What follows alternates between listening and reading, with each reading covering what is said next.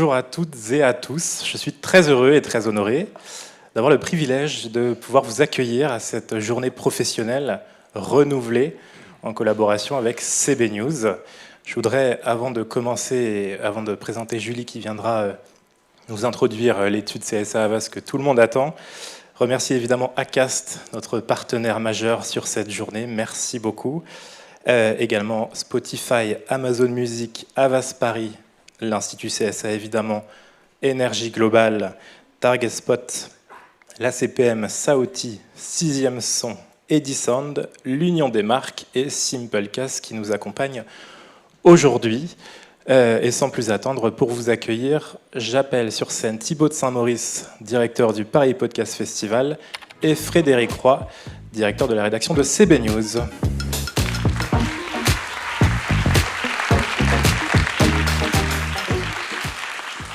Merci Thomas, bonjour à toutes et à tous. On est très heureux de vous retrouver donc pour cette 5e édition du Paris Podcast Festival qui s'ouvre, effectivement, Thomas l'a dit, cette année par une nouvelle journée professionnelle qu'on a pensée avec CB News.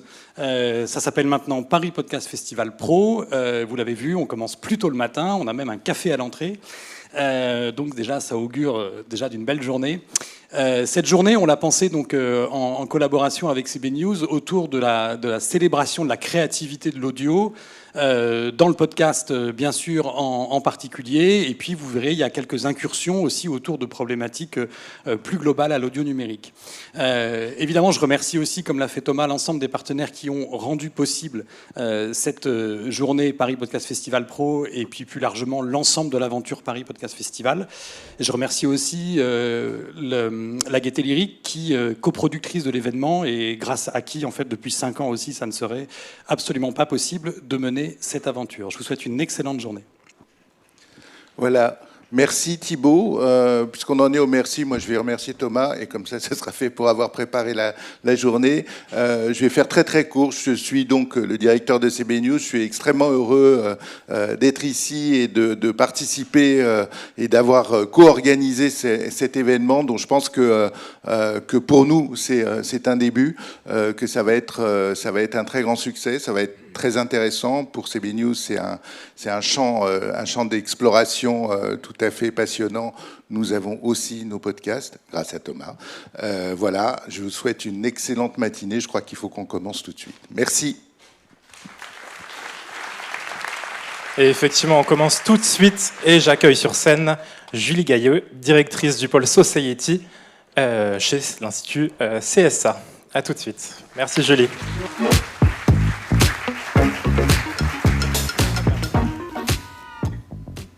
Bonjour à toutes et à tous. Donc, je vais vous présenter aujourd'hui la 4e édition de notre baromètre sur les Français et le podcast natif. Alors, avant de rentrer un peu dans le vif du sujet, un petit détour par la méthodologie. C'est donc une enquête qui a été réalisée exactement dans les mêmes conditions que les éditions précédentes, afin de vous permettre de voir comment évoluent les résultats sur le podcast natif.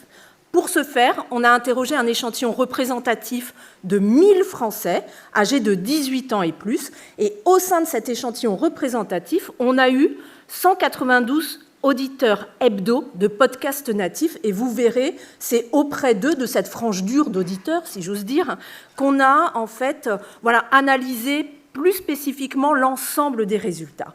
C'est un recueil qui s'est fait online sur le panel de CSA à la fin du mois d'août dernier. Alors, en premier lieu, donc, je vais vous présenter notamment le taux d'auditeurs aujourd'hui du podcast natif. Mais rappelez-vous bien que durant toute cette présentation, je vais vous parler de podcast natif et non pas à la différence du podcast radio. Donc, on est bien uniquement sur le natif dans cette présentation. Et vous allez voir, notamment sur le taux d'auditeurs, je voudrais déjà commencer par vous donner quelques éléments de contexte. Rappelez-vous, en 2020, en 2021, on avait vu le taux d'auditeurs du podcast natif grimper, notamment à la faveur des différents épisodes de confinement qui avaient émaillé 2020 et 2021. Et puis finalement, vous aviez vu aussi le podcast natif pénétrer assez largement au sein des foyers français. 2022, c'est une autre histoire. 2022, c'est la fin du confinement, c'est le retour de la bamboche, si j'ose dire. Et puis finalement, vous verrez que ça n'a pas été sans conséquence sur l'évolution du taux d'auditeurs. 2022, c'est encore une fois aussi une année très particulière, parce qu'elle a été très chargée en actu chaude. 2022, c'est les élections présidentielles. 2022, c'est les élections législatives. 2022, c'est la guerre en Ukraine, c'est les catastrophes climatiques, c'est la pénurie énergétique. Et malgré tout, quand une année est très chargée en actu chaude comme ça, le premier réflexe des Français, eh bien, c'est avant tout de se tourner vers des médias chauds, ce qui n'a pas été sans conséquence sur l'évolution du taux d'auditeurs. 2022, c'est également, et j'en terminerai là pour les éléments de contexte, une année très particulière en termes d'opinion, puisque vous n'êtes pas sans savoir qu'aujourd'hui, pour les Français, c'est la crise, et c'est essentiellement la crise du pouvoir d'achat. Ça, c'est notre baromètre des préoccupations des Français qu'on réalise depuis 2019. Voilà, tous les trimestres, on leur demande qu'est-ce qui les inquiète le plus. Et vous voyez, à 48% en haut, qu'est-ce qui caracole en tête de ce baromètre des préoccupations des Français? C'est le pouvoir d'achat. Ils ne nous parlent que de ça. Pouvoir d'achat, et également un peu pénurie énergétique et essence.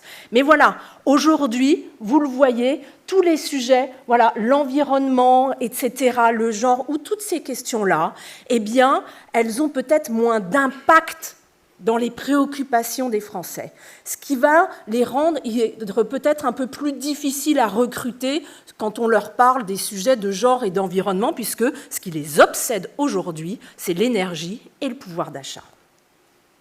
Voici donc, au final, après ce petit détour sur l'opinion, l'actu, etc., le taux d'auditeurs qu'on observe maintenant en 2022.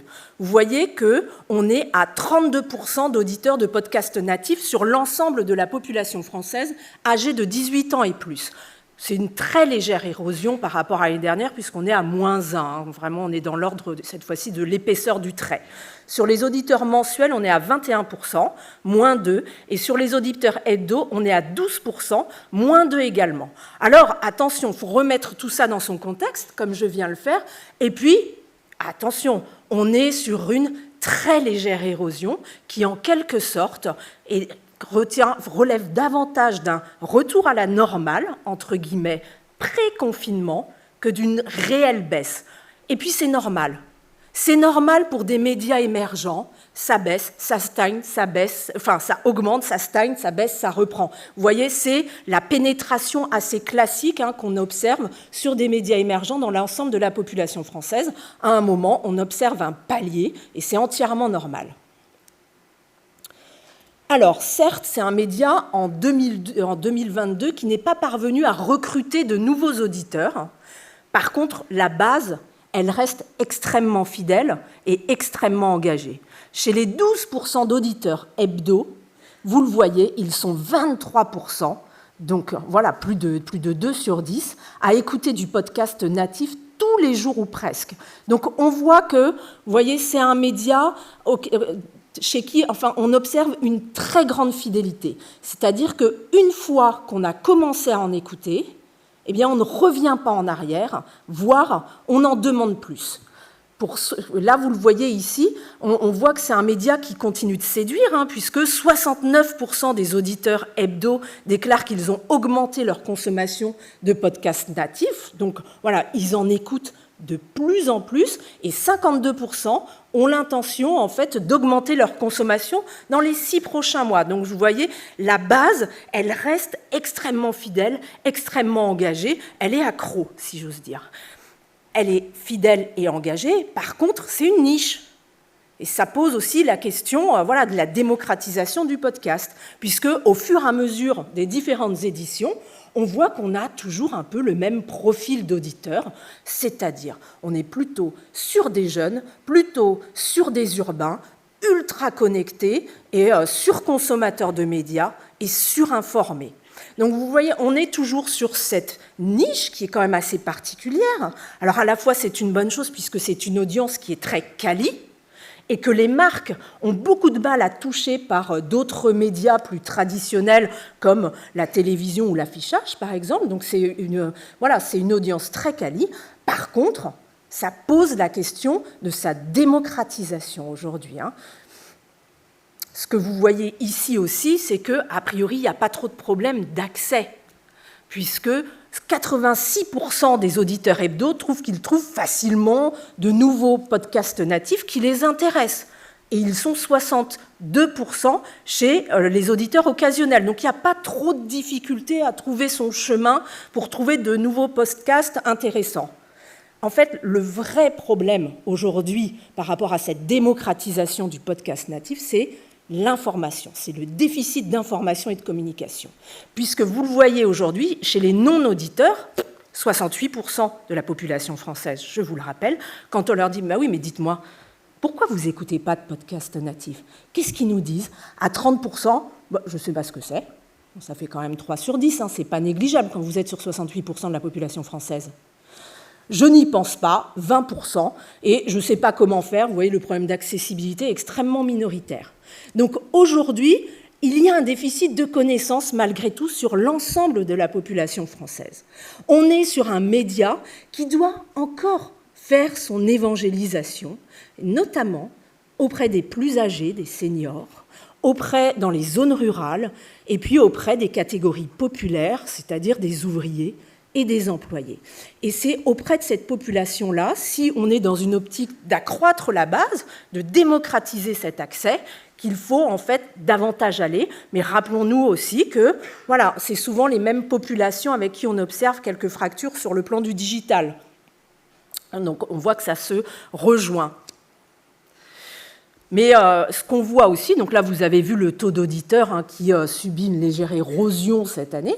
Ce qu'on voit également, c'est que le podcast est un véritable doudou pour ceux qui l'ont adopté et qu'ils ne peuvent plus s'en passer. On voit que pour 79% des auditeurs quotidiens, c'est une habitude. C'est quelque chose qui est ancré dans le quotidien, dans les semaines. Donc on voit que c'est quasiment de l'ordre du réflexe. Je ne peux plus m'en passer, j'écoute tous les jours. Voilà, c'est rentré dans ma vie, c'est rentré dans mon intimité, c'est rentré dans ma tête. Que le rendez-vous reste avant tout matinal. Pour 46% en fait, des auditeurs hebdo interrogés, vous voyez qu'ils écoutent essentiellement le matin. Et là, ce qu'on voit également, c'est que c'est un média qui est nomade, hybride. C'est-à-dire que pour 85% des auditeurs hebdo, ça se passe à domicile, mais ça se passe également en mobilité, à quasi équivalent. Donc on est sur un média qui est totalement hybride. Et ce qu'on voit, c'est qu'ils l'écoutent généralement pour 61% des auditeurs hebdo à partir de leur smartphone et que ça leur permet, pour 9 sur 10, de faire quelque chose d'autre en même temps, que ce soit de la cuisine, du sport, naviguer sur Internet, etc., etc. Donc vous voyez que sur les habitudes d'écoute du podcast natif, on reste extrêmement proche des habitudes d'écoute de la radio. Et d'ailleurs, on le voit ici, pour la majorité des auditeurs hebdo, on est sur des formats qui sont malgré tout assez courts, puisque pour 67%, ce sont des formats de 15 minutes, même si cette année, on voit que la part de ceux qui déclarent écouter des formats longs, notamment plus d'1 heure, a quasiment doublé par rapport à l'année dernière. Donc en ça aussi, on est finalement assez proche de la radio. Et qu'est-ce qu'on aime ? Qu'est-ce qu'on aime écouter au niveau des contenus ? C'est essentiellement des contenus qui vont être très ancrés dans le réel, avec des documentaires, des histoires vraies, des enquêtes et des investigations. Voilà surtout, en fait, voilà ce qui les attire et le type de contenu qu'ils affectionnent en particulier. Comment découvrent-ils de nouveaux podcasts ? Eh bien, ça passe essentiellement par des applis, les réseaux sociaux et le bouche à oreille. On voit que c'est ces 3 canaux d'accès essentiellement qui sont privilégiés. Alors, je vous disais tout à l'heure que se pose la question de la démocratisation du podcast aujourd'hui, puisqu'on est toujours sur un auditorat de niche. Et elle se pose d'autant plus qu'on observe quand même, d'après les dires de ceux qui les écoutent, de nombreux bienfaits qui vont être associés à l'écoute de podcasts natifs. Et notamment, ils nous disent souvent que c'est quelques notes de douceur dans un monde de brut. Et voyez ici comment ils décrivent le monde aujourd'hui. ça a quelque chose d'effrayant, hein, je ne vous le cache pas. On leur a demandé, alors, le monde dans lequel on vit, il est comment ? Eh bien, regardez, la part en jaune, ce sont les adjectifs qu'ils vont utiliser et qui sont négatifs, et la part en bleu, à chaque fois, c'est des traits plus positifs. Et regardez, alors je ne sais pas, à moi c'est à ma gauche, je ne sais pas pour vous, mais en tout cas, auprès de l'ensemble des Français, de quoi ils nous parlent ? Ils nous parlent d'un monde brutal, violent, stressant, incompréhensible, dangereux et effrayant, et aussi en évolution permanente. Voilà comment les Français décrivent le monde aujourd'hui dans lequel ils vivent. Donc, vous voyez que c'est un monde qui est décrit de manière extrêmement sombre, c'est un monde complexe, c'est un monde que j'ai du mal à comprendre, 29% nous disent incompréhensible, ce qui n'est pas rien. Pourquoi ? Parce que tout ça, ça manque de boussole, ça manque de clés de compréhension de ce monde complexe qui m'entoure. Donc du coup, forcément, ça a quelque chose de... Le monde apparaît d'autant plus dangereux, finalement, dans les perceptions. Regardez de l'autre côté du graphe. Vous avez les mêmes résultats, mais cette fois-ci auprès des auditeurs hebdo de podcast. Eh bien, ce qui est frappant de constater dans cette slide, c'est que les adjectifs positifs sont beaucoup plus cités par les auditeurs hebdo. Vous voyez, c'est un monde... Alors, bon, c'est toujours le négatif qui domine, hein. Forcément, on est français ou on ne l'est pas, mais vous voyez que finalement, chez les auditeurs hebdo, la part de ceux qui vont nous dire que c'est un monde passionnant, il passe à 14%, alors qu'il est à 6% chez l'ensemble des Français. Un monde inventif, 11%, généreux, 13%, solidaire, 9%, tolérant, 9%. Donc, vous voyez qu'on a deux populations qui ne regardent pas le monde du même endroit, ni de la même manière entre l'ensemble des Français d'une part et les auditeurs de podcasts natifs d'autre part. Pourquoi ? Alors, il y a plusieurs hypothèses. Un, vous l'avez vu, l'auditeur de podcasts natifs, il est quand même très particulier.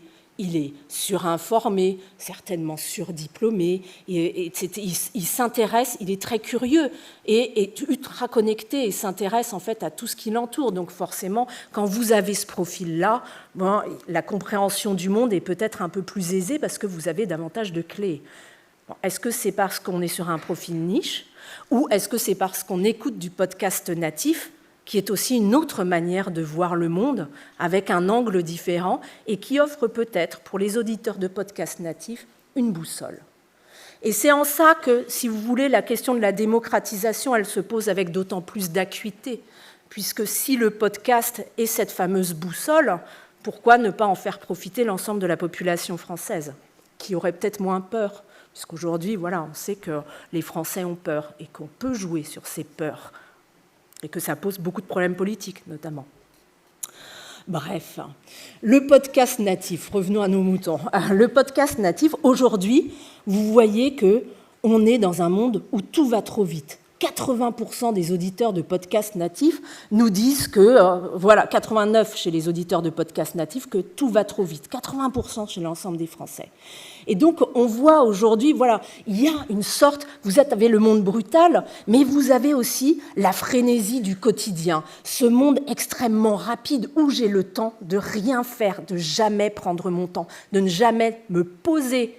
Eh bien, finalement, vous voyez ici qu'à contrario, le podcast natif, c'est un média qui permet justement de prendre ce temps. 80% des auditeurs hebdo nous disent que ça permet de prendre le temps et 76% que c'est un moyen de se recentrer avec soi-même. Et donc, vous voyez aussi qu'ici réapparaît le média de l'intime dont on avait parlé notamment l'année dernière avec ce recentrage. C'est un média qui permet de faire cette bulle, de me poser dans un monde violent, brutal, où tout va trop vite. Eh bien, c'est une bulle de douceur.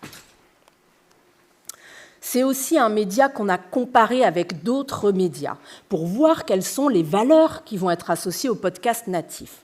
Et là, vous voyez que chez les auditeurs hebdo, eh bien, alors, on l'a comparé avec la télé, la radio, la presse et les réseaux sociaux. Chez les auditeurs hebdo, ils nous disent que c'est le média de la tolérance, du changement, du progrès, de la douceur, de la confiance et de l'honnêteté. Donc, vous avez vraiment ce média doux, en fait, du temps long qui permet de regarder le monde d'un autre endroit. et qui apparaît vraiment en contraste avec l'ensemble de l'offre média qui va être proposée aujourd'hui aux Français. Notamment, c'est une sorte de miroir inversé avec la télé et les réseaux sociaux. Puisque la télé, vous le voyez, c'est vraiment le média de la brutalité, enfin, d'après ce que nous disent les auditeurs de podcasts natifs hebdo, bien entendu. Le média de la brutalité, le média de la surinformation et voire le média de la désinformation, notamment pour les réseaux sociaux. Donc on voit que c'est un média qui émerge et qui porte vraiment d'autres valeurs par rapport à l'offre médiatique actuelle. Et c'est aussi une écoute qui semble adoucir le quotidien en fait, de ceux qui la pratiquent, puisque 83% nous disent que cela offre des moments de douceur, 81% que ça atténue le stress du quotidien et 68% que ça adoucit justement la violence du réel. Donc on voit vraiment qu'on semble être sur un média qui est très doux, du temps long, et qui offre un contrepoint pour regarder le monde. Et en ça, c'est aussi également un média du changement qui peut accompagner certaines révolutions douces. Donc, on l'a revu tout à l'heure, on a toujours cette tension sur le podcast natif entre un média de l'intime et un média de l'ouverture. C'est quelque chose qu'on observe à chaque fois. Et on la retrouve ici, puisque 77% des auditeurs hebdo nous disent que c'est un moyen de s'ouvrir aux autres. Donc justement, de sortir de cette bulle dans laquelle je peux m'enfermer quand finalement tout va trop vite et que je me sens agressée par le monde qui m'entoure. Donc c'est également un média qui pousse à l'ouverture vers les autres et qui pousse à une certaine forme de rapprochement vers les autres, puisque 79% nous disent en fait qu'ils parlent des podcasts qu'ils ont écoutés avec au moins un proche. Donc on a l'ouverture et puis on a le partage aussi d'un autre côté. On a un contenu qu'on va partager avec son conjoint, avec ses amis, avec sa famille. On pense également, d'après les auditeurs de podcasts natifs, qu'il s'agit d'un moyen de trouver de nouveaux sujets de conversation à 81%, ou encore que ça permet d'aborder des sujets tabous avec vos proches à 71%. Donc vous voyez que c'est vraiment un média qui permet de voir d'autres sujets, d'aborder d'autres sujets. Et d'ailleurs, ils sont 76% à nous dire que, suite à l'écoute d'un podcast natif, ça m'a permis de changer d'avis, de changer de sujet, en fait, de changer d'avis sur un sujet d'actualité. Donc on voit qu'en ça, en fait, c'est vraiment un média qui offre un contrepoint, un regard différent par rapport au monde qui nous entoure et qui peut accompagner certains changements, notamment dans l'écoute, dans le partage avec autrui, dans le rapprochement avec les autres, et puis aussi dans le fait d'aborder souvent des sujets émergents, que ce soit sur le genre ou encore sur l'environnement. Mais ce n'est pas que ça, c'est également une prise de parole qui peut être très bénéfique pour les marques. Aujourd'hui, d'ailleurs, on va parler pub, un petit instant si vous voulez bien, 36% des auditeurs hebdo pensent qu'il y a trop de publicité dans les podcasts. Ça nous fait un tiers. C'est rien du tout. C'est rien. Quand vous posez la question sur la télé, Internet, le mobile ou les réseaux sociaux, c'est le double qu'on observe. Donc on voit que dans ce média, la publicité est extrêmement bien tolérée. Et d'ailleurs, quand on leur pose la question du choix entre un podcast gratuit avec de la pub et un podcast payant sans pub, vous avez quand même une très nette majorité d'auditeurs hebdo qui va se prononcer pour un podcast gratuit avec de la pub. Pourquoi ? Évidemment, elle ne les dérange absolument pas. Par rapport à d'autres médias traditionnels, où nous, quand on pose ces questions, la publicité, elle est toujours vue comme intrusive, agressive. Et ce n'est pas le cas dans le podcast natif. Parce qu'ils nous disent, qu'est-ce qu'ils préfèrent ? On voit que, en fait, c'est une publicité qui a su très bien s'intégrer et s'adapter à l'environnement du podcast, et d'autant plus qu'elle est lue par le narrateur du podcast, c'est ce que les auditeurs hebdo préfèrent à 41%, et qu'elle va s'intégrer en début de podcast pour 46% en fait, des auditeurs hebdo. Donc vous voyez, c'est une publicité native aussi, si j'ose dire, puisqu'elle a réussi à s'intégrer, à se couler dans l'environnement du podcast et non l'inverse. Et du coup, ça provoque beaucoup moins d'irritation chez les auditeurs hebdo. D'ailleurs, ils sont 88% à nous dire que c'est un bon moyen de communication pour les marques, ce qui est quand même un taux qui est extrêmement élevé. Et d'ailleurs, ça travaille l'image de la marque, puisque 83% nous disent que quand une marque communique via un podcast, ça la rend plus intéressante, 83%, plus innovante, 81%, plus proche de ses consommateurs et de ses clients, à 81%.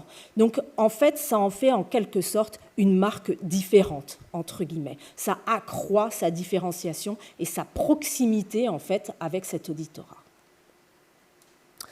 Cela étant, c'est toujours à condition de s'intégrer dans son environnement et surtout de parler du sujet qu'elles soutiennent, pour 56% des auditeurs, et non pas trop d'éviter, enfin plutôt éviter de parler d'elles, plutôt 44% des auditeurs de podcasts natifs. Donc vous voyez, par exemple, pour une marque de café, eh bien davantage... il s'agit plutôt de parler du sujet café, de sa consommation et d'où il vient, etc., plutôt que de parler de la marque elle-même. Voilà en fait ce que les auditeurs attendent. Et ce qu'on voit d'ailleurs, c'est qu'au final, c'est une publicité qui va générer beaucoup d'engagement parmi les auditeurs de podcasts natifs, puisque 74% nous disent « ça me donne envie de me renseigner sur le produit ou sur le service », 69% « ça me donne envie d'acheter » et 67% « ça me permet de mieux connaître et de découvrir une marque ». Donc vous voyez le call to action, comme on dit, il est très important en fait pour une marque qui va communiquer, qui va faire de la publicité via un podcast natif. Et je vous rappelle en plus que pour une marque, c'est aussi un moyen d'accéder à une niche qui est faite de gens avec un pouvoir d'achat qui est plus élevé, plus jeune, plus urbaine et davantage consommatrice de médias. Donc ce n'est pas non plus un auditorat qui est inintéressant pour une marque. Pour terminer, je vais vous rappeler juste quelques points. 1, rappelons-nous qu'aujourd'hui, on voit qu'il y a quand même une forme de palier par rapport sur l'évolution du taux d'auditeurs de podcasts natifs, mais qui est davantage un retour à la normale pré-confinement qu'une réelle baisse. C'est normal qu'un média émergent connaisse des évolutions sur son taux d'usage, que c'est toujours une base qui est très fidèle, très engagée, qui en demande encore, et que cette base est aussi une niche qui correspond à une certaine partie de la population qui n'est pas représentative de l'ensemble des Français et qui pose donc la question de sa démocratisation. Et pour terminer, d'autant plus en fait qu'on voit que c'est un média doux qui permet de prendre le temps long, de se poser sur les sujets, voire de changer d'avis, et donc que ça accompagne une certaine forme de changement. Et j'en aurais terminé. Merci beaucoup, Julie Gaillot, pour cette très belle étude, et merci à l'Institut CSA. Alors maintenant, cette étude, on va la débriefer. Julie, tu restes avec nous, et j'accueille sur scène Yann Thébault, directeur général d'Acast, Cécile Chambaudry, présidente de Énergie Globale, Didier Beauclerc de l'Union des marques, Nathalie Asson d'Hercule Havas Paris, et il me semble qu'on sera pas mal. Hop, installez-vous tranquillement. Alors, pour cette première étude, je vais sans doute commencer par Yann. Comment est-ce qu'on rebondit quand on voit ça et potentiellement, vous avez des chiffres peut-être un peu plus au réel, puisque vous avez les écoutes sur l'application Acast et tous les podcasts que vous hébergez. Est-ce que ça correspond? Est-ce que vous voyez moins d'érosion peut-être dans vos chiffres? Alors, prenons le temps. C'est vrai que, comme l'a souligné Julie, c'est cool de se poser de temps en temps. Du coup, moi, ce que j'ai envie de dire, c'est que tout ça est très positif. J'aimerais commencer par dire à quel point on a la chance d'évoluer dans un écosystème vraiment bouillonnant, à quel point c'est fascinant de pouvoir participer à apporter des nouveaux sujets dans la société, de faire évoluer les choses. Et pour moi, le bilan de cette étude très dense, il y avait beaucoup de choses très intéressantes. C'est quand même assez costaud, toutes les infos à digérer, mais d'une manière générale, tout ça est très très positif. On est vraiment sur des indicateurs qui sont vraiment très favorables à ce merveilleux média qui bouleverse le paysage médiatique. Et du coup, en ce qui me concerne, c'est vrai que sur la partie quanti, on a des chiffres un petit peu différents. On est au carrefour, nous, de différents acteurs du marché. On note effectivement une augmentation des audiences par rapport à l'année précédente de l'ordre de 41%. Alors certes, ça progresse moins que les années précédentes, mais on note malgré tout une continuité dans la progression des audiences qui souligne le dynamisme, l'effervescence de ce média. Et donc c'est le seul bémol que je peux apporter, aussi bien en termes d'auditeurs uniques que d'écoute. Voilà, on est sur des croissances qui restent soutenues par rapport à ce qu'on observe. Magnifique. Cécile, vous qui représentez à la fois une radio et qui fait d'ailleurs du podcast natif, mais aussi du replay, évidemment, comme métier premier, comment est-ce que vous recevez cette étude sur les podcasts, on va dire, qui sont diffusés pas pour l'antenne, comme on les appelle? Qu'est-ce que vous en pensez? Alors bonjour à tous, moi je trouve cette étude d'une richesse incroyable, donc bravo. Effectivement, alors moi j'avais envie de réagir au fil de l'eau, donc déjà le premier point c'est que nous effectivement notre ADN il est sur le divertissement, sur le fait de partager des émotions et j'ai ressenti tout ça effectivement dans l'étude, c'est qu'en fait on est face à des publics qui viennent chercher autre chose, qui cherchent à s'ouvrir, qui cherchent à s'évader. Et nous, très concrètement, dans le groupe Énergie, on a 10 millions de téléchargements en moyenne tous les mois. Et le podcast natif en tant que tel, maintenant, représente 20% de nos audiences, avec une progression chez nous de 24%. Je vous donne quelques chiffres, j'aime bien. Il y a quelque chose qui est intéressant, c'est que pour nous, c'est un nouveau mode de narration aussi, et ça nous permet d'aller chercher de nouveaux publics. Et pour vous donner un exemple, c'est que sur Nostalgie et Chérie FM, en fait, le rapport des 20-80% qu'on peut noter entre le natif et le replay, il est inversé. C'est-à-dire que sur Nostalgie et Chérie, ça nous a vraiment permis, à travers les podcasts qu'on a pu sortir, comme Conte-moi l'aventure ou 3615 Code Podcast sur Nostalgie, d'aller chercher des publics différents ou de faire venir nos publics à d'autres moments. Donc, en fait, peut-être de réveiller ces radios dans un sens? Alors, elles sont déjà très réveillées, mon cher, puisque, comme j'aime à le dire, quand on a 40 millions d'auditeurs tous les jours, on n'a pas à rougir. Et 2 fois plus, j'en profite, c'est mon petit moment, plus que les plateformes de streaming. Voilà. Bon. Mais bon, le podcast natif, c'est vraiment une opportunité en termes de narration. C'est aussi l'opportunité pour nous de faire venir des nouveaux profils. On en parlait tout à l'heure ensemble. C'est aussi des profils avec des plumes. Et c'est un sujet qu'on verra peut-être tout à l'heure. Après, c'est sur l'aspect publicitaire. J'ai envie de dire plein de choses. Sur l'aspect publicitaire, où on voit qu'on a un travail d'évangélisation à poursuivre. On en parlait ensemble tout à l'heure. Il faut savoir que il n'y a que 13% des annonceurs qui font de la radio qui utilisent le podcast, alors que c'est un contexte génial et que, on le voit, nous, quand on fait des post-tests, il y a des envies d'acheter les produits qui vont avoir communiqué dans le podcast ou fait des podcasts natifs qui sont incroyables. On a fait un podcast on va y revenir dans... Oui, alors voilà, je m'emballe. Finir le tour de parole. Je laisse la parole. Nathalie, plutôt pour le côté production. Puisque vous remplacez Chloé Tavitian au poste de Head of Audio Narrative, s'il me semble-t-il, en tout cas des narrations audio chez Hercule Havas Paris.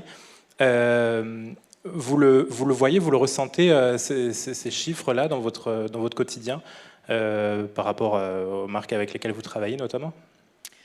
Nous, on ne va pas forcément voir l'impact directement de l'évolution des audiences de podcast sur ce qui se passe du point de vue des productions de marques, notamment parce que, En fait, ce que je trouve intéressant dans cette étude, c'est vraiment ce chiffre de 30% des non-auditeurs de podcasts qui, en fait, ne savent pas ce que c'est.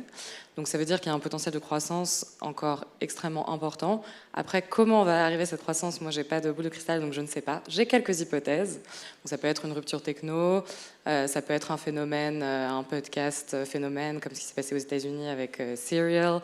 Ça peut être aussi la montée en puissance, là on l'a vu, des podcasts de créateurs et créatrices de contenu qui se hissent très vite dans les classements, qui génèrent beaucoup d'audience tout de suite et qui permettent aussi d'aller chercher des nouveaux auditeurs et auditrices, notamment dans les populations plus jeunes.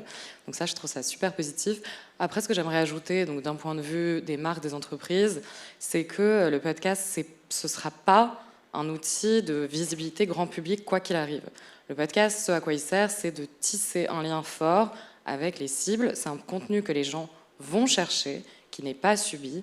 Et donc, on n'est pas sur une multiplicité de points de contact, mais des points de contact qui sont forts. Et pour moi, c'est vraiment ça, la force du podcast. Et ce que montre super bien cette étude. Merci beaucoup, Julie.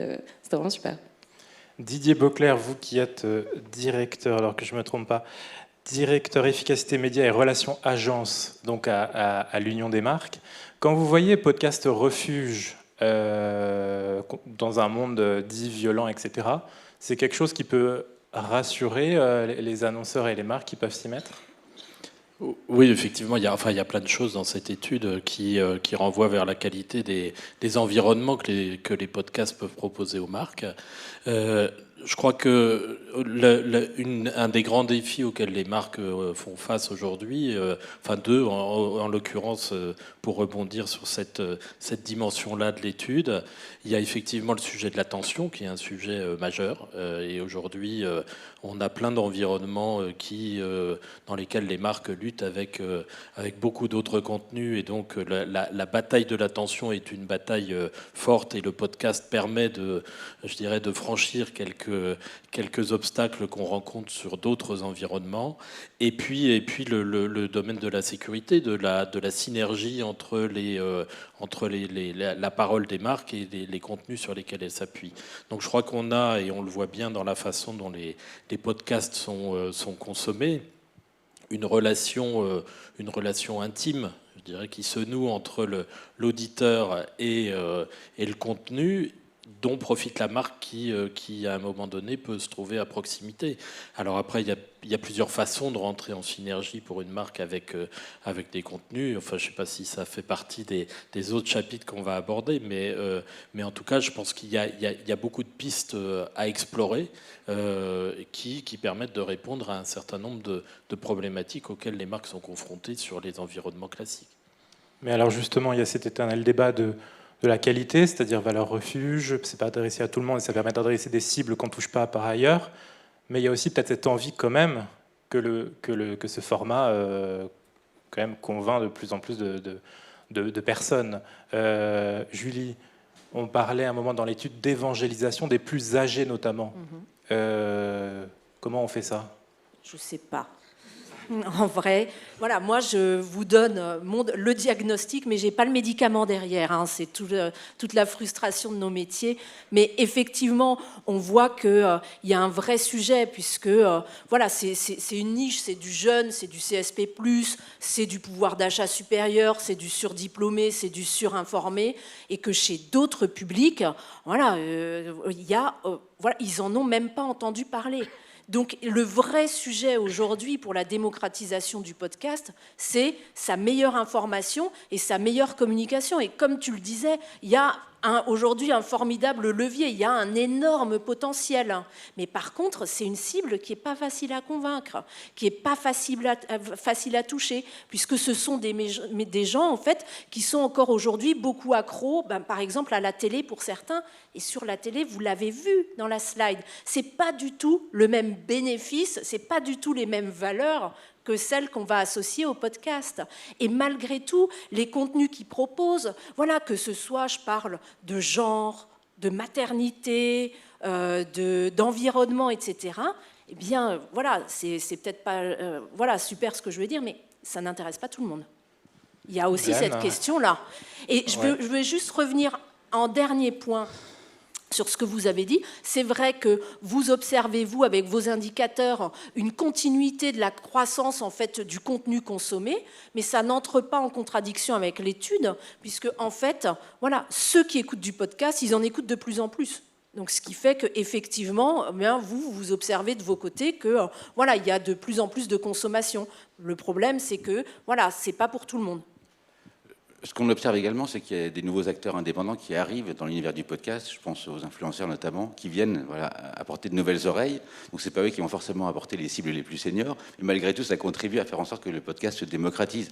Et on parle de niche, mais ça reste une très belle niche avec plusieurs millions d'auditeurs. Et quand on voit d'où on est parti il y a 4-5 ans, la progression elle est quand même assez impressionnante.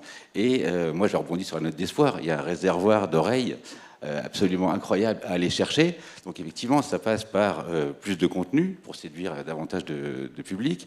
Bien évidemment, une meilleure découvrabilité, on en a parlé également. Et puis surtout, voilà, le bouche-oreille va faire boule de neige et continuer à faire en sorte que les gens vont en parler entre eux et davantage le partager. On parlait de Serial, mais il y a aussi l'effet Love Island en Angleterre qui était un accélérateur notable. En France, on n'a pas encore eu un Koh-Lanta ou un Top Chef en podcast qui pourrait faire en sorte que des cibles un peu plus âgées se mettent au podcast et contribuent à faire en sorte que ça se démocratise davantage. Pareil sur les personnalités, on voit à quel point les personnalités utilisent le podcast aux États-Unis notamment comme un véritable réseau social et un levier d'influence, ce qui n'est pas encore totalement le cas en France. Ça arrive et du coup moi je suis hyper confiant, hyper optimiste pour l'avenir et c'est fantastique comme message, quoi. Alors rapidement, Cécile, pour réagir, mais question subsidiaire, le fait que ce soit un rendez-vous matinal, vous pensez que ça vient de l'usage de la radio ? Oui, je pense que ça vient effectivement en complément. On est dans une logique d'habitude, comme la radio d'ailleurs. Hein, c'est un média effectivement qui est compagnon. Donc c'est possible que ça soit lié effectivement à cette histoire-là. Moi, ce que je voulais dire, c'est que des médias comme les nôtres, on a aussi un rôle à jouer. Et c'est ce qu'on essaye de faire sur nos antennes, où on fait la promotion de tous nos podcasts natifs en racontant leur contenu. Donc c'est aussi un moyen de créer en fait un usage et de donner envie à nos auditeurs d'aller découvrir ces nouveaux formats. Et puis l'autre point, c'est qu'effectivement, il faut arriver à simplifier. Alors, je n'ai pas du tout la martingale, mais nous, par exemple, on a plusieurs applis à l'heure actuelle pour nos antennes. On va tout fédérer sur une seule et même appli en mettant l'ensemble de nos podcasts et les podcasts de nos partenaires également, de façon à vraiment avoir une plateforme d'écoute la plus large possible. Donc, il y a Radio Player aussi. Je vous invite à télécharger, si vous ne l'avez déjà fait, Radio Player qui représente pratiquement toutes les radios françaises, en tout cas c'est en cours, et les podcasts sont également référencés à l'intérieur, et les podcasts natifs ont une place importante dedans. Donc je pense que tout ça est en train de se mettre en place et que ça va accentuer la dynamique, mais je te rejoins totalement, on est déjà dans une très belle dynamique avec un marché qui est qui est vraiment déjà qui est important et qui est en train d'exploser. Didier ? Oui, je voulais réagir par rapport aux cibles. Il y a une question qui m'est venue en regardant les chiffres présentés tout à l'heure. C'est que finalement, la différence entre l'auditeur de podcast et l'auditeur radio, les contours ne sont pas très clairs pour moi. Je ne sais pas bien si on parle des mêmes personnes, si on diversifie l'écoute. Et je crois que moi, j'ai été frappé par la similitude des modes de consommation des deux vecteurs, puisque que ce soit en termes d'horaire ou que ce soit en termes de simultanéité, d'habitude, etc., on est, en tout cas sur ce qu'on a vu, sur des modalités très proches. Et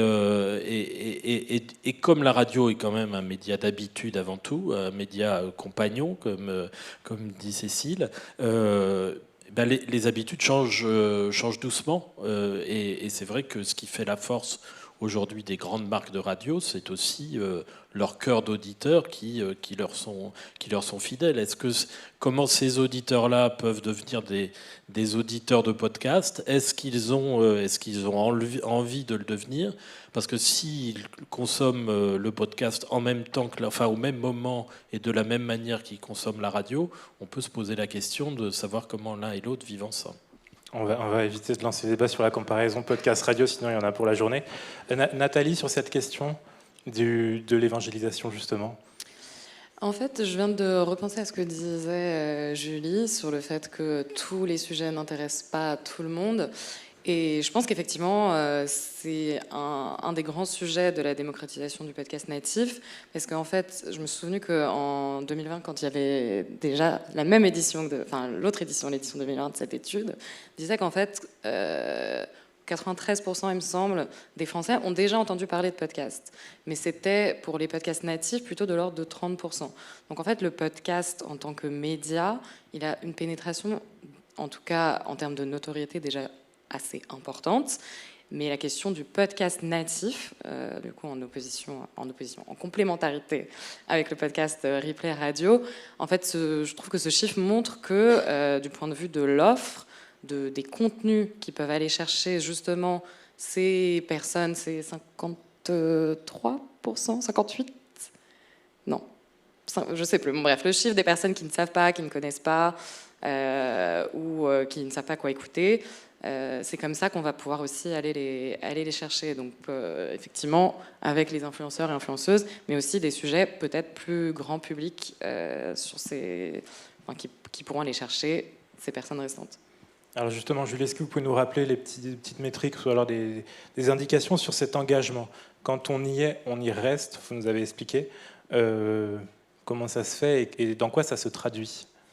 Ça se voit notamment par les chiffres quand ils nous disent, par exemple, 69% qu'ils ont augmenté leur consommation de podcasts au cours des 12 derniers mois et que 52% a l'intention de le faire au cours des 6 prochains mois, on voit effectivement que c'est une audience qui est extrêmement fidèle et extrêmement engagée. C'est-à-dire qu'une fois que j'y ai mis une oreille, eh bien, je m'en vais plus, quoi, et j'en demande de plus en plus. Donc c'est en ça qu'on voit que voilà, c'est une base qui est très fidèle et qui, mais je pense qu'elle est quand même très différente de l'auditorat de la radio. Parce que notamment, elle est beaucoup plus jeune, elle est très typée, et ce qui n'est pas forcément le cas du consommateur radio, qui peut être rural ou urbain, qui peut être jeune ou moins jeune, etc. Là, vous êtes vraiment sur une population urbaine, jeune, surconnectée, surinformée. Elle est quand même très, très particulière. Mais juste avant, Yann, quand on dit le rapport avec la télé dans peut-être plus brutal, plus violent, etc., dans les informations qu'elle diffuse peut-être, c'est sans doute aussi le côté informatif qui fait ça. Ces gens-là qui écoutent le podcast natif, de toute façon, ils ne la regardent pas, la télé ici? Non, je ne pense pas. Effectivement,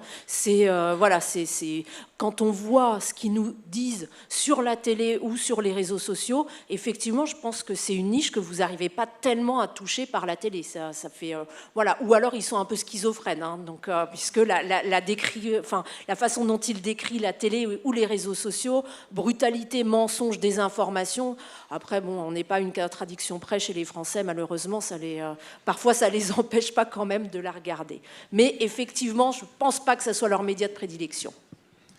Moi, j'aimerais juste qu'on essaie de sortir un peu de cette comparaison toujours constante avec la radio. Certes, la radio, alors j'ai rien contre la radio, j'ai travaillé en radio, mais voilà, il y a aussi beaucoup de similitudes entre le podcast et d'autres médias. Si je pense aux réseaux sociaux et à des applis comme TikTok, YouTube et d'autres, il y a au niveau de l'engagement, notamment, on va y revenir, mais de la fidélité des audiences, de la force des communautés, beaucoup plus de similitudes qu'avec la radio. Donc du coup, c'est aussi ce défaut de toujours rapprocher radio et podcast qui contribue à enfermer un petit peu le podcast et prendre conscience que le podcast c'est avant tout un format digital. Il y a beaucoup d'intérêt aussi au niveau de la publicité, faire comprendre aux marques qu'il y a certes des intérêts, des avantages à envisager et considérer la complémentarité entre la radio et l'audio, évidemment, mais il y a aussi beaucoup d'avantages à considérer la complémentarité et l'apport de ce que peut être le podcast dans un plan digital avec de la vidéo ou du display. Ça, c'est super important.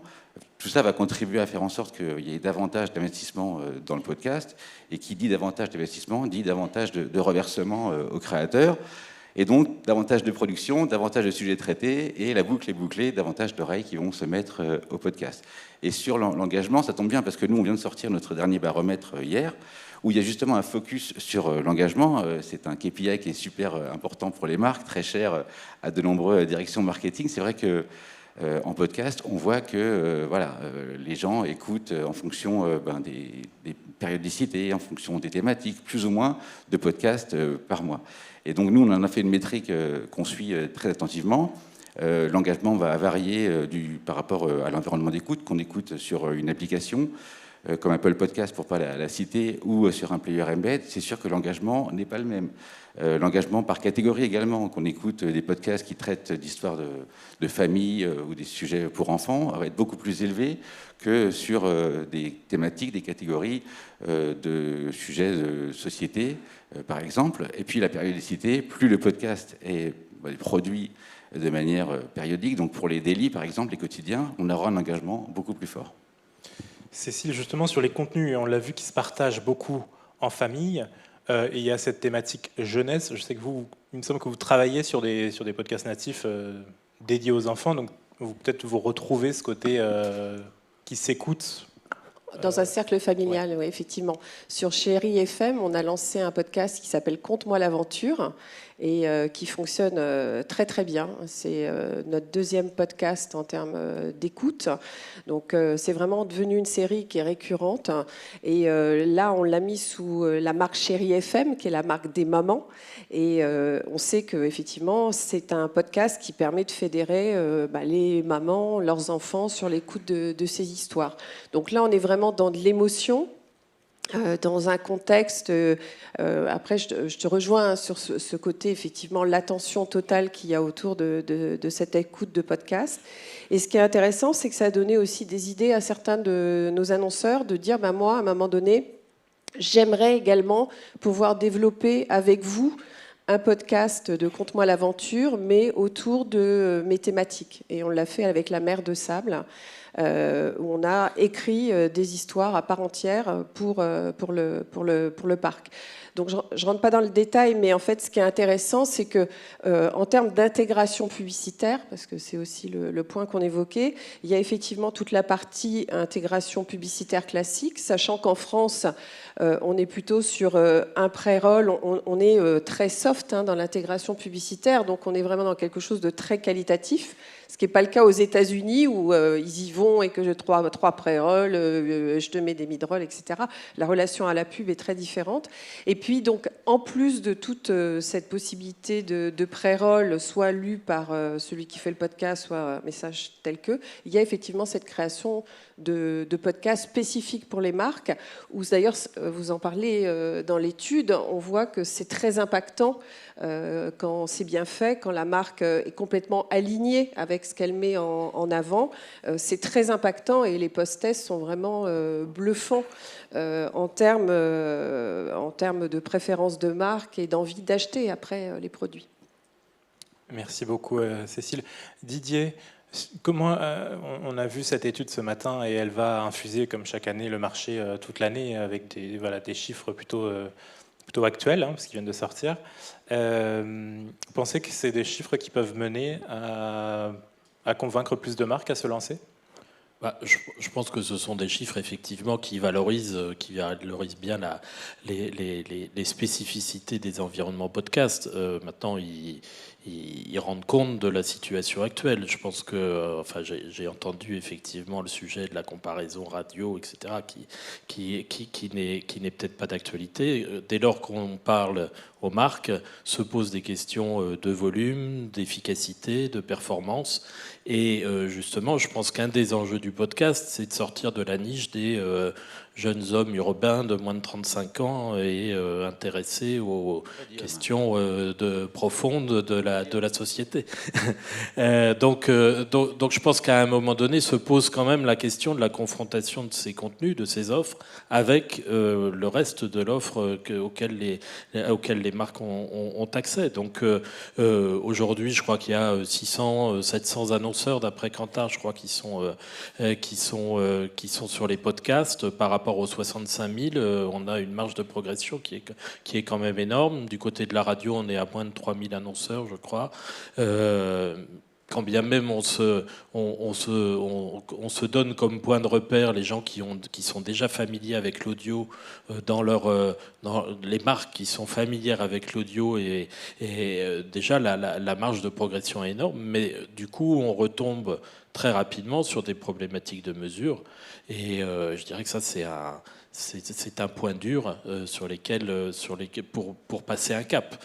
Je pense que les marques qui sont aujourd'hui présentes sur les podcasts, et il y en a de plus en plus, et c'est tant mieux, et le type de résultat qu'on a vu valorise bien la qualité du podcast. Je pense que les marques qui sont aujourd'hui sont déjà convaincues de la qualité du podcast. Si on veut passer un cap, il faut passer un cap de mesure aussi. Justement, Nathalie, est-ce que les marques qui viennent vous voir, elles n'ont pas déjà une idée de ce qu'elles veulent faire? Comment est-ce que vous les accompagnez au mieux? Est-ce qu'il faut les déconstruire même sur ce qu'est le podcast? Alors oui, tout à fait. Et d'ailleurs, je voulais rebondir là-dessus suite à ce que disait Yann sur la complémentarité avec d'autres formats, y compris sur le digital. Est venu le moment aussi de justifier ou d'expliquer le titre de mon poste, qui est donc pas directrice des podcasts, mais directrice des narrations audio et du podcast. Parce qu'en fait, tout ce qu'on raconte sur le podcast natif, ça dit aussi beaucoup de choses sur la force de l'audio. Et donc nous, notre rôle, c'est aussi, en tant que producteur et agence, d'accompagner les marques pour les aider à à créer leur univers de storytelling en audio. Et ça peut prendre plein de formes différentes, pas seulement le podcast natif. Donc typiquement, on a fait des choses, par exemple, avec le groupe LVMH, une journée de radio live avec des émissions avec Marie Drucker, qui ensuite sont déclinées en podcast, avec des épisodes longs qui sont des interviews, mais aussi des capsules courtes audio qui mettent en avant les collaborateurs du groupe, qui sont diffusées exclusivement sur Instagram. En fait, on a de plus en plus de marques qui viennent avec des projets autour de leurs réseaux sociaux. Et ça, je trouve que c'est aussi un potentiel énorme. Et du coup, ça m'amène aussi au sujet suivant, qui est donc celui de lancer un podcast, c'est super. Après, il faut le faire connaître et donc le médiatiser. Et pour le médiatiser, il y a plein de choses à faire. Et donc nous, notre travail, il y a beaucoup de ça, en fait, aussi, de pousser à la réflexion les marques de comment elles vont intégrer les podcasts à leur écosystème existant. Et on a plein de belles tables rondes cet après-midi pour en parler justement. Merci à tous les 5 d'être passés nous voir ce matin. Et merci à eux.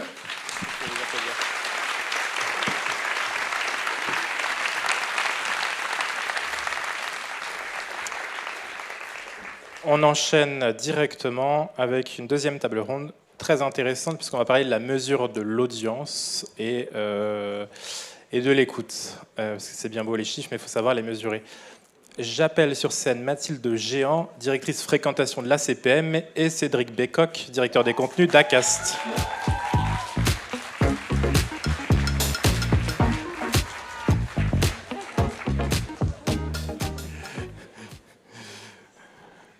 Bonjour à tous les deux. Bonjour. Alors, Bonjour. Une réaction sur l'étude déjà peut-être? Tu vas, j'y vais. Comme tu veux. Non, comme disait le panel juste avant, c'est une étude qui est super intéressante parce qu'elle permet aussi de ramener et de nourrir tous les écosystèmes du podcast, autant les créateurs qu'autant les marques. Il y a effectivement des petits points, mais dus à la méthodologie entre le déclaratif et les analyses qu'on peut faire de notre côté sur le quantitatif qui sont un peu différents. Donc Yann disait déjà effectivement que nous, on enregistrait côté Acast une évolution de 41% des écoutes versus l'année dernière, basée sur la mesure IAB, donc c'est vraiment l'analyse complète de toutes les écoutes qui sont faites, et une évolution aussi de 50% des auditeurs uniques, donc qui sont aussi portés par les nouvelles typologies de podcasteurs et de podcasteristes qui se lancent. Donc tout ça reste assez bouillonnant.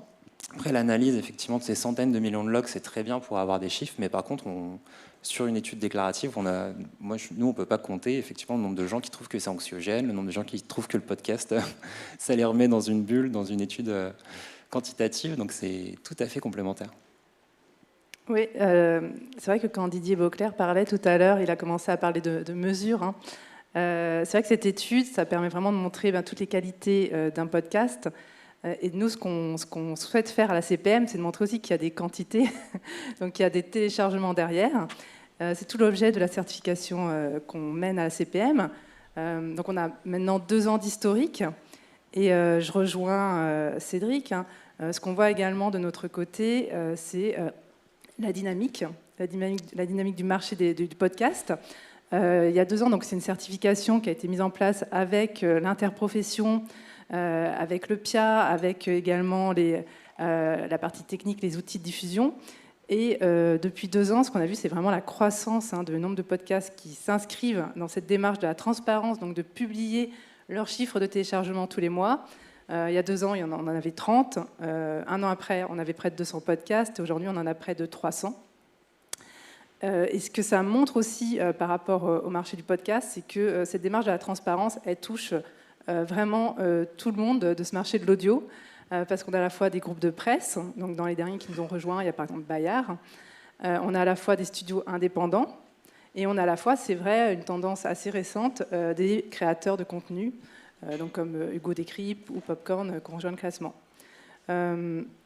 Et une dernière chose aussi, c'est voilà, ils s'engagent dans la transparence, ils publient leurs chiffres tous les mois, et on peut voir des progressions aussi, en fait. C'est ça qui est intéressant. Oui, c'est ce que j'allais vous demander. Voilà, quelle évolution vous observez? On peut voir des évolutions. Donc, dans cette démarche de transparence, il peut y avoir des mois moins bons, des mois très bons. Mais en tout cas, c'est ça qui est intéressant, c'est qu'ils publient leurs chiffres. Et nous, ce qu'on a pu remarquer, c'est que dans des podcasts qui étaient déjà dans le top, on va dire, de notre classement, en 2022, ils ont continué à progresser. Donc dans des podcasts, alors je ne vais pas forcément tous les citer, mais comme des podcasts en plus qui ne sont pas que des podcasts de niche, il y en a, mais il y a aussi des podcasts plus mainstream, comme Transfert, comme Métamorphose. Chose à savoir n'y est plus. Ah oui, voilà. Ça y est. Alors, on peut en reparler après si tu veux. C'était le mauvais, mais il était en tête pendant très longtemps chez vous. Il était en tête pendant très longtemps, tout à fait. Donc voilà, il y a des podcasts aussi qui avaient déjà de très bonnes performances et qui ont continué vraiment à progresser sur 2022. Donc voilà, quand on parle de mesures, de quantité, il y a déjà des choses qui existent sur le marché et qui permettent d'avoir des vrais repères par rapport au marché du podcast. Et effectivement, pour rebondir un petit peu avec la fin de la table ronde d'avant, c'est aussi des podcasts et des créations qui amènent justement de nouvelles tranches d'âge au podcast. Je prends l'exemple de Hugo Décrypte parce que c'est toujours intéressant. On a beaucoup entendu que les jeunes ne s'intéressaient jamais à l'actu ou à la politique. En fait, il n'y avait pas un Hugo Décrypte qui venait un peu traduire tout ça pour eux. Donc, il fait un petit peu le même travail en podcast aussi. Et il amène effectivement des catégories plus jeunes au podcast qui, finalement, manquaient de contenu à écouter. Parce que finalement, comment est-ce qu'on fait évoluer des tranches d'âge dans le podcast? Il faut proposer des contenus qui plaisent à ces tranches d'âge. Et ça a été un sujet pendant très longtemps, effectivement, de ne pas avoir assez de contenu jeunesse, de ne pas avoir assez de contenu grand public, des choses comme ça. Et petit à petit, mois après mois, c'est des cases qui se remplissent dans la création et qui, du coup, amènent aussi effectivement une évolution des usages. Alors justement, Mathilde, très concrètement, quand on décide de jouer à la transparence et de venir chez vous, comment est mesurer l'audience? Comment ça fonctionne? Alors oui, alors déjà un petit détail, c'est vrai que nous on ne parle pas forcément de mesure d'audience. La mesure d'audience, c'est une mesure, on ne va pas rentrer dans la technique, mais c'est une mesure par panel. Et nous, notre objectif, c'est de mesurer l'exhaustivité. Donc l'exhaustivité, c'est l'ensemble des téléchargements par podcast. Donc on n'a pas de panel, voilà, tout simplement associé. C'est une démarche vraiment complémentaire de la mesure d'audience. L'objectif de la certification ACPM, c'est que la donnée des téléchargements de podcasts soit fiable, soit comparable entre les différents éditeurs, soit publique et soit évidemment diffusée le plus massivement possible au marché. Alors pour ça, la certification, ça va se reposer sur 3 principes, parce qu'à l'ACPM, on n'est pas un mesureur. En fait, on va s'appuyer sur des outils comme Acast. Donc le premier principe, en fait, c'est de s'appuyer sur d'autres outils, des outils de mesure de type Acast, qui vont respecter un cahier des charges. Donc ce cahier des charges respecte les grandes directives internationales. Ils vont nous envoyer des données. On va contrôler ces données. Donc au quotidien, on va contrôler ce que nous déclare, par exemple, Acast, avec nous, ce qu'on va recalculer via les logs qu'ils vont nous transmettre. Et c'est aussi tout un panel de bonnes pratiques, en fait, entre les éditeurs qui rejoignent le classement ACPM, qui sont à respecter par les éditeurs. Voilà. Donc nous, on est vraiment dans le contrôle de la donnée. Et du coup, Cédric, vous respectiez déjà les standards IAB avant de vous associer avec CPM? Exactement, ouais. Acast travaille donc sur publie ses chiffres sous l'égide de la mesure IAB, qui est donc la mesure, c'est un peu la norme mondiale aujourd'hui de podcast, c'est la mesure qui fait foi dans tous les pays anglo-saxons et scandinaves. Et il n'y avait pas vraiment d'équivalent lorsqu'on a lancé Acast en 2019 en France, mais tous ces chiffres étaient déjà IAB. Donc pour amener aussi un petit peu de l'évangélisation et de la compréhension à tout ça, il était tout à fait naturel pour nous, assez rapidement, dès le lancement de la mesure ACPM, de s'appuyer sur un acteur qui a fait ses preuves, puisque la CPM a maintenant plus de 100 ans, et qui a une force et une puissance nationale. Donc c'est tout logiquement qu'on s'est rapproché de la CPM pour commencer à travailler sur ces mesures-là, pour évangéliser aussi les créateurs et les médias au fait d'y aller à la CPM. Et en plus, effectivement, la CPM s'est rapprochée aussi de l'IAB Tech Lab pour aligner un petit peu toutes ces mesures. Donc on est sur quelque chose de très exhaustif et finalement très contrôlé. Et quand je dis très exhaustif, c'est vraiment, quand Mathilde dit qu'on envoie des logs, c'est vraiment l'intégralité de toutes les requêtes, de tous les téléchargements qui sont envoyés pour les podcasts enregistrés à la SAPM qui y vont. Donc c'est tout ce qui passe par nos serveurs. Alors on voit très bien l'avantage pour à la fois les éditeurs, les auditeurs et les annonceurs, qui peuvent, les annonceurs, s'en servir comme un outil de média planning, vraiment, jusqu'à les agences. Alors, en tout cas, nous, les retours qu'on a aujourd'hui, c'est que c'est de plus en plus utilisé par les agences qui, tout simplement, à la recherche de classements sur les performances de podcast. Aujourd'hui, elles vont se tourner vers le classement ACPM. Mais aujourd'hui, on souhaite aussi aller plus loin et que la donnée circule encore davantage dans cet écosystème. Donc, par exemple, dernièrement, on a noué un partenariat avec Hawk, qui est une DSP cross-média, qui a développé un outil de média planning sur les podcasts et qui sont branchés directement avec la CPM pour avoir le nombre de téléchargements certifiés et puis pour pouvoir identifier aussi les podcasts qui sont certifiés à la CPM. Donc, c'est une première étape. Mais en tout cas, la diffusion de la donnée est aussi un axe important de développement. Et c'est vrai que même côté marché publicitaire, investissement, on a parfois effectivement des marques qui nous demandent des podcasts qui sont à la CPM ou tel et tel podcast qui sont premiers de leur catégorie à la CPM. Donc c'est aussi un outil qui effectivement donne de la visibilité, à l'écosystème des créateurs, mais aussi qui ouvre une fenêtre pour un peu mieux appréhender le podcast du côté des marques. Et à l'international, parce que quand on voit la CPM, on a les téléchargements France, mais aussi les téléchargements monde des podcasts français. Qu'est-ce que vous observez ? Alors, globalement, c'est 80-20, ça bouge pas beaucoup, on est d'accord. Tout à fait. Donc 80% de téléchargements en France, 20% de téléchargements hors France. Et ce qu'on observe dans ces téléchargements hors France, mais peut-être que tu pourras compléter, c'est tous ces pays francophones aussi qui se tournent vers des podcasts c'est les petits copains français. Francophones, ouais. Mais c'est vrai que le taux de téléchargement qui se fait en dehors de la France varie entre 15 et 25%, ça dépend un petit peu des podcasts et des thématiques. Mais effectivement, ces autres écoutes sont faites principalement en Belgique, en Suisse, au Québec évidemment, dans le nord de l'Afrique, au Maghreb de plus en plus. Et puis après, il y a tout le temps une petite traîne d'expats français qui vivent aux États-Unis, en Asie, qui apparaît aussi. Mais c'est vrai qu'il y a une francophonie un petit peu du podcast à créer, et des liens à faire avec nos camarades qui ont d'autres accents que nous. Alors, si nous avons des questions du public, nous les prenons. Si vous souhaitez, on a un peu de temps avant midi. Oui, on va vous passer un micro, je pense. Attendez, mademoiselle.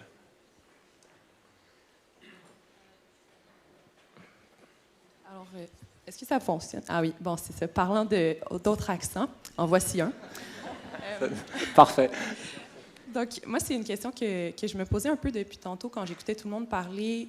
Je pense au Québec, on a beaucoup d'humoristes. Là, vous entendez parler d'influenceurs, créateurs de contenu.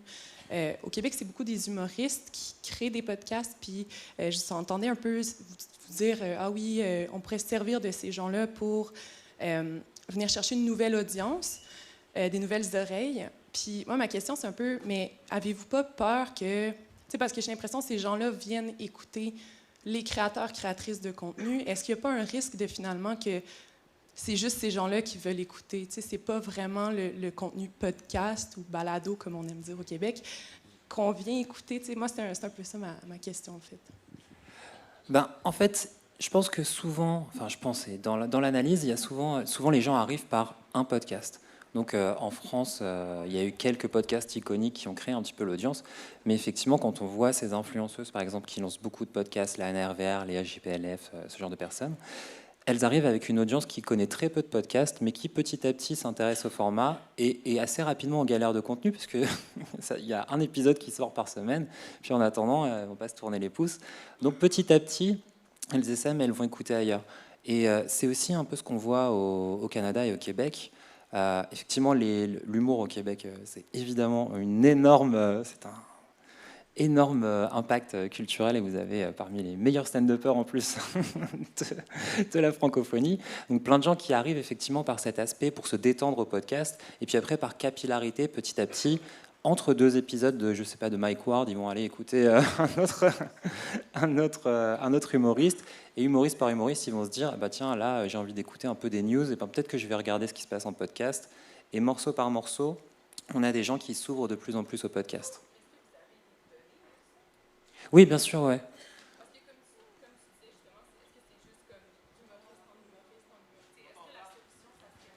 Ah oui, il faudrait rendre le micro. Désolée.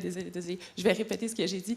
Je disais justement, vous n'avez pas peur que ça soit juste d'humoriste en humoriste ou d'influenceur en influenceur, dans le sens, au Québec, il y a, par exemple, François Bellefeuille qui a fait un podcast, ou Charles Beauchamp qui ont fait des podcasts qui ne sont pas juste comme une discussion entre humoristes avec d'autres humoristes. Je pense que c'est peut-être là la solution d'aller chercher ces gens-là, mais de créer des podcasts ou des balados qui sont différents. Donc, justement, un podcast qui est plus je pense que Cédric a capté la question. Cédric, tu veux répondre?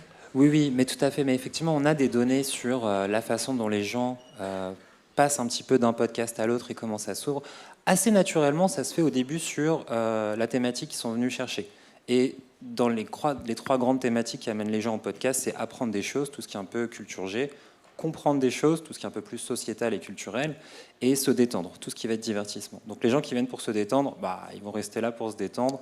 On a vu les mêmes mécaniques sur YouTube ou sur Twitch, ça passe un peu par capillarité de ce que font les gens.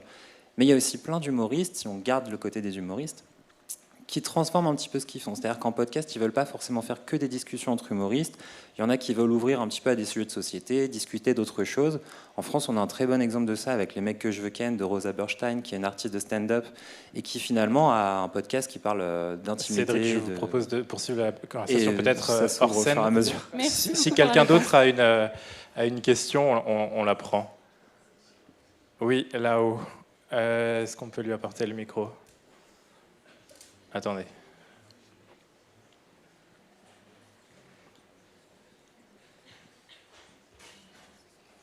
Tout au fond de la salle.